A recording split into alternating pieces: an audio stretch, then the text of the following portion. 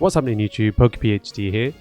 As I'm sure you've seen from the title of the video, today we are going to be talking about these. And by these, I don't mean Aerodactyl V Altart, but I'm talking about Altart single cards, secret rares, whatever, however you want to call them, but we will be talking about single cards today.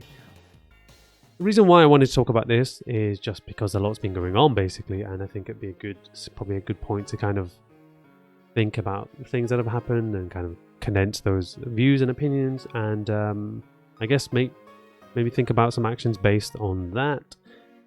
First things first, just kind of talk about the last maybe 6 months where we've seen some kind of tumultuous times with Pokemon. We've seen the Japanese craze, we've seen the Altart craze, we've seen a lot of different things going on.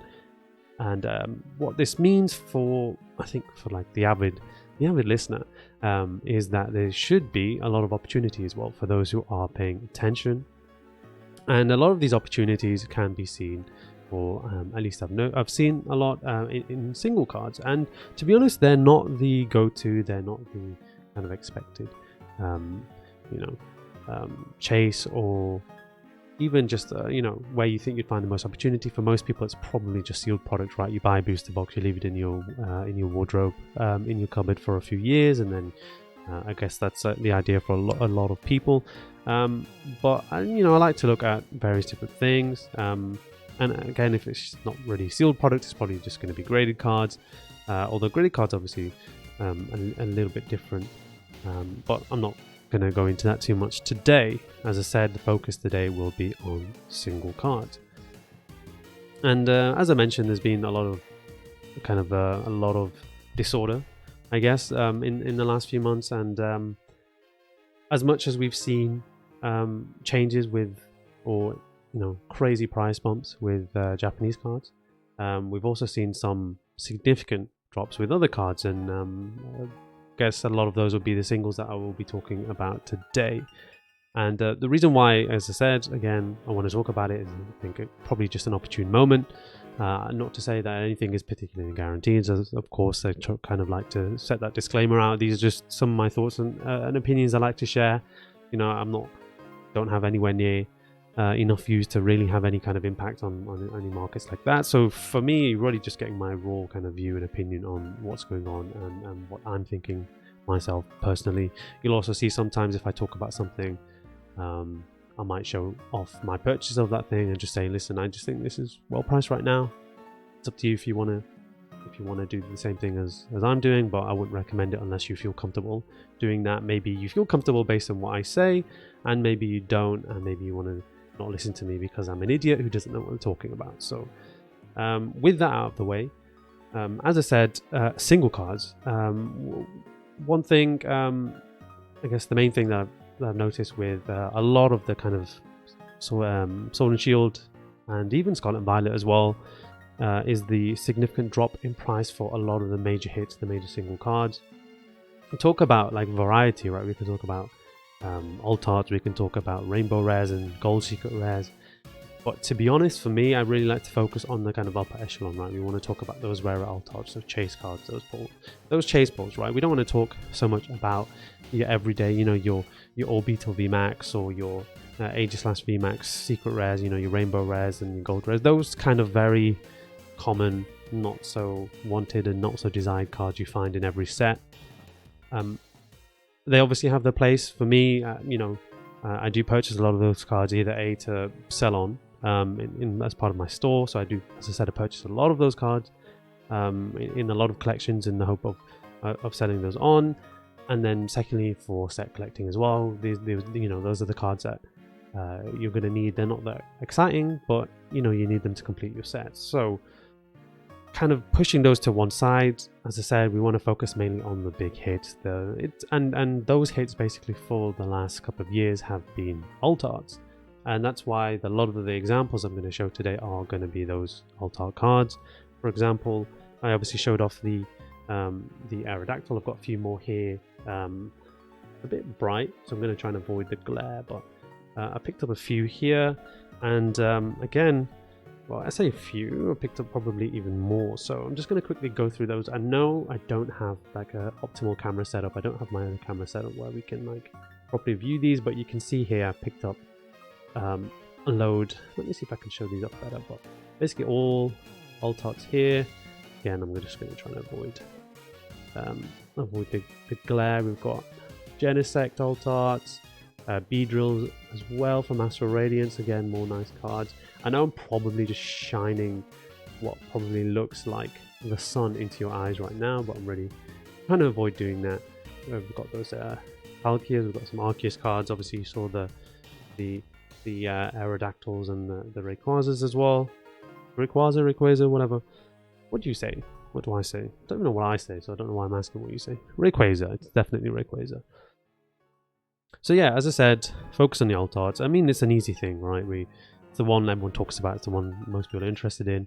We've moved into Scarlet and Violet now, and we're seeing the same thing where the new set gets released, and we've got either the Altarts, or more so actually with Scarlet and Violet, it's probably the full art trainers, which we saw less of with Sword and Shield. There's a lot of really nice full art trainers in Sword and Shield that I personally think are really, really cheap. Like, I don't want to be the waifu guy, but there's a lot of the Cynthias. There's the Cynthia from Crown Zenith, and there's also the Cynthia from, there's another Fusion Strike. It might not be Fusion Strike. I think that might be an Elisa, in fact. But there's those kind of cards, and they're like $5 as well. And I think, you know, given what we've seen previously, I don't think they're really bad purchases. But again, not the big chase cards that I do want to talk about, like I will today. But again, like, we can talk about these things for hours and hours on end. I think there is a lot of opportunity out there for those who are interested. But again, don't want to get too distracted with that. So you've seen here, those are some Altarts that I purchased recently. And the reason why I did that, and the reason why I'm continuing to purchase them, is because of this. So if I just get this up here now, so hopefully this should... So here we have an example card of what I wanted to talk about. So here we've got the Lugia V Altart from Silver Tempest. And we can see over the past 6 months, the cards dropped from around about $190 to closer to about $130 to $140. A little bit, at least so far, of an outlier there, but the card generally like $175 here. Sale price is probably closer to $150, but we can see quite a clear trend. The card's been going down. If you take it back further, obviously since release, basically the card's been going down. It did start off pretty high, well, into $200. The Japanese card's even more expensive than that as well. But again, look at the 6 month period, and we've clearly got a decline in price there. So here's an example of one of the cards, obviously I showed that I purchased myself. We've got somewhat of a decline over the past few months, probably in April onwards, basically last 4 or 5 months. Awesome card, definitely. Sales seem to be closer to like $90, maybe $100. And I generally wanted to just point out the trend. Of course, these are two examples of cards that have been released recently. Same with the Giratina too, right? Although the Giratina's followed a different trajectory quite clearly. But again, past 6 months, we are talking about a decrease in price for that card. Before I show off those a little more, here's a couple of examples potentially of cards, or of cards that are a little bit older than those examples. I mean, Astral Radiance isn't much older, but you can see here, I remember when this card came out, it was well into the 50s. $50 card, $60 card even. And yeah, we're half that price now. And you know, this card has been out for a year at least, so it's been you know, steadily, not so much steady here, but it has been decreasing, of course. And yeah, you can see again, we've gone from a $45 card to close to a $25 card, and then we're seeing sales here. Given where we were a year ago, I'm not, as I said, I'm not going to say anything particularly guaranteed, or, you know, I just think given the price that we saw even 6 months ago, even a year ago, I think these cards have, you know, come to a point where even I'm looking at them myself and thinking they are pretty damn cheap for what they are. here we've got the Charizard V from the alt art from Brilliant Stars. So again, this is even older than the Dialga from Astral Radiance, and we can see again from about October last year, been dropping significantly in price. And again, past 6 months, we've gone from about 170 to about 130, 140. Another example, again, we're talking like 40-50% drops with a lot of these cards, especially over the period of a year. And we've gone here from this Charizard V. I remember when this card came out, it was $100 card, and now I've seen it around about 55, 60, if not less. We can see obviously sales here as well, again around $50. So what we've seen over the year for all of these big hits, basically, apart from the Giratina, which was a little bit of an outlier in that sense, where it probably, I don't think it was particularly cheap when it came out, but obviously people valued it more than it was at the time. We've got a Palkia here as well, again, been dropping since then last year. And same with the Genesect here. I just wanted to give a few different examples, right? Not just the same Charizard, Altar, and the same Lugia and Giratina, right? So here are just a few cheaper examples for those who might not have the kind of spare cash to throw a couple of $100 at a card to pick up a few copies, right? So again, I remember when this card came out, it was more expensive than the Dialga card. The reason why I remember it is just because I wanted the Dialga card more because it's one of my favorite Pokemon, and this Palkia card came out, and the art was, even I had to admit that the art for this card was better than what we saw for the Dialga.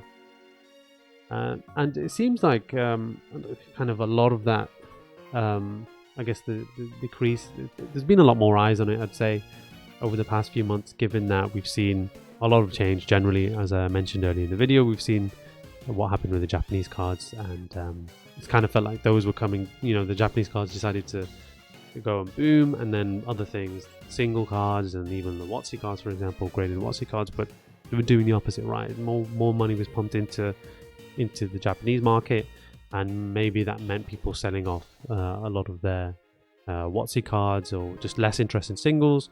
So there was already a point where most people, that's all a lot of people were talking about, was just Japanese cards. And so it's just natural that other parts of the market, given it's not a massive market with millions of consumers, the Pokemon has probably a significant number, but probably not the same kind of efficient market where similar to like the stock market, for example. So yeah, a lot of that money was getting pumped into those, into the Japanese cards, and then of course meant or at least also we saw a drop in the single card prices. At the same time, of course, as part, alongside the Japanese cards, of course, were the Sun and Moon, the alt arts from Sun and Moon as well. Again, they were just ridiculously cheap. I mean, looking back now, $20 for a Mewtwo and Mew GX alt art. I mean, I know that was a promo from one of the promo boxes, I believe, but ridiculously cheap. This card, one of the most mass-produced cards in existence. And for the longest time, I picked up a load at around about $6, $7, $8, $9, and now we're talking $15, $16. So many copies of this card are available, and even still, like, that hype around Sun and Moon alt arts just did crazy things. The Latias and Latios GX, it was already a pretty hyped card at the time. You can see here $300 to $400 here, and then now it's basically doubled over the past 6 months, which is just insane. We've gone from 400 to over 800. Similar thing again with a lot of these Sun and Moon alt arts. So whilst these Sun and Moon alt arts were trending upwards, we've seen the opposite with Sword and Shield, and it just makes me think, at what point do we see these cards hitting the bottom, right? Because again, it is true that they've, of course, you can look at the 6 month, the data from 6 months, and you can see obviously it's been trending downwards. But you extrapolate further back, you can see that's been happening longer than 6 months, and that's pretty much the case for most of the examples that we've looked at, right? Where the cards have basically been dropping since they've been out. And for those who purchased at the time, look, if you're purchasing for your set, for example, like you've got your card that you wanted, you've completed your set, I don't think it's particularly bad thing. You know, if you're purchasing one card, for example, it's really, I just don't think it's that big of a deal. For those who might have bought tens and hundreds of, you know, crazy enough to buy like hundreds of copies of Charizard V Altart, or even like this V-Star from Brilliant Stars, maybe you're feeling it a bit more, maybe you'd probably be a bit more concerned. But my point again in this video was, at what point do we think this card and these Sword and Shield card prices are going to bottom out? Do I think it's going to be soon? I probably would say so. Again, you're looking back over the last year and you're seeing it continue to drop, so why would it not continue to drop even more? And that's certainly very possible, and to be honest, that's probably going to happen more. But it's more just understanding that these cards have been dropping in price for a while. That cannot continue to happen until they, they're not going to drop till they're worthless, right? These are still pretty, they are pretty desirable cards regardless. And I think it's basically say just keep an eye out to see how those prices continue to change over the following months. As soon as we see maybe some kind of uptick in them, I think that's probably a good time to maybe put your hand out and purchase a few of them if that's what you're interested in doing. Just given that, yeah, they've been dropping for so long, at some point, I imagine that's gonna change. Even if it just means they are going to, I guess, remain steady.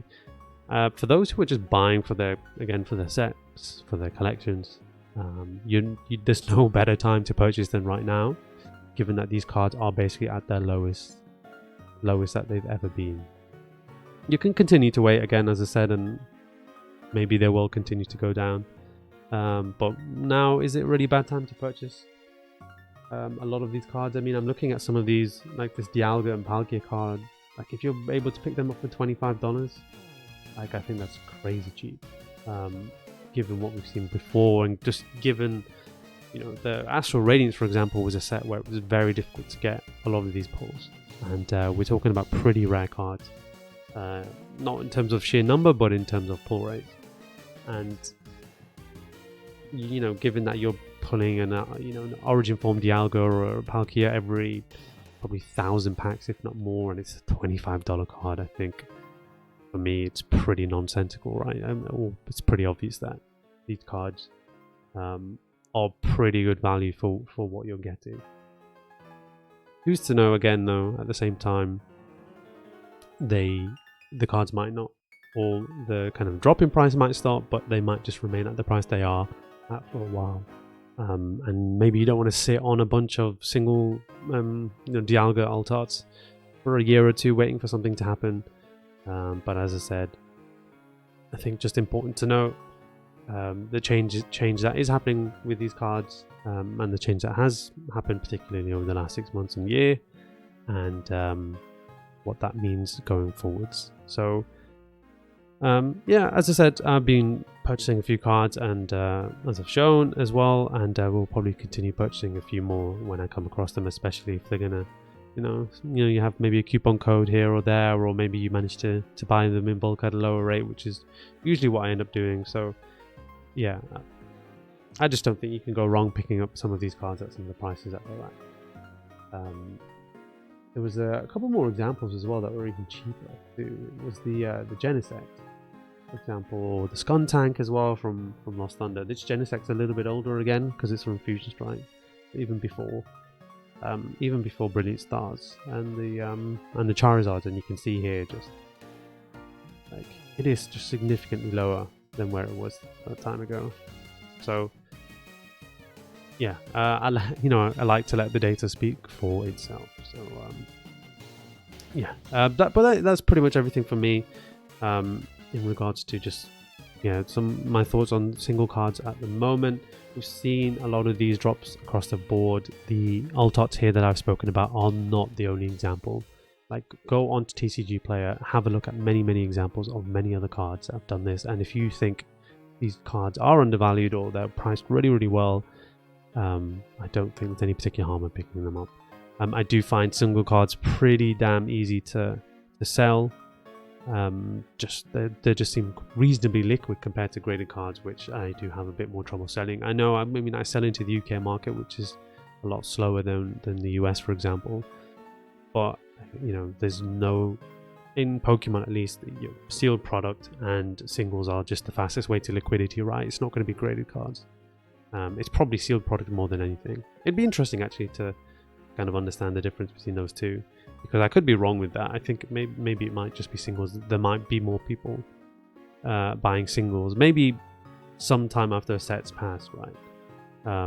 There's a point where people already aren't buying the boxes because maybe they're flatlined in price, but they're still buying singles because they're collecting sets. But there's a lot of dynamics to it. I don't think I've got the time, nor do I really have an answer at this point to talk about, but it's certainly something interesting and worth discussing. But as I mentioned, go ahead on TCG Player, look at all this data and figure out some things for yourself. I'm always picking up random things, random cards, promo cards, whatever it might be, picking them up, and lots of them, you know, in lots, and getting them at a reasonable discount. And then obviously when the time comes, maybe you know, even across the last 3 years, I've seen some significant changes where I've just purchased a card and I've kind of just left it to one side, maybe like 50 copies of a cheaper card, and then next time I check, it's a $10 card, and then at that point I'm like, hey, I'm happy to go from, you know, I've spent $1 each on these cards and they're going for like $6 or $7. I'm happy to sell them at that point and recoup that money, and then just sit on the rest basically. So one you know, I was gonna say fun thing I like to do, but everyone of course likes to make money, right? I wouldn't say it's a fun thing to do, or I wouldn't describe it in that way, I guess. But I know at this point I'm pretty much just ranting. I promise you I'm not just trying to fill out minutes. But yeah, as I said, that's pretty much everything from me. Be interesting to know what you guys think. If you've got any more examples, I'm sure, as I said, across the board, WotC, mid-era holos. I've noticed a lot as well, Diamond and Pearl holos are really cheap now. Although I don't think they have the upside potentially that the Sword and Shield cards could have, even though they are modern and mass-produced. But you know, Pokemon does crazy things, right? So otherwise, thank you for checking out the video. I look forward to hopefully hearing some things in the comments from you guys, and hopefully again I'll catch you on the next one.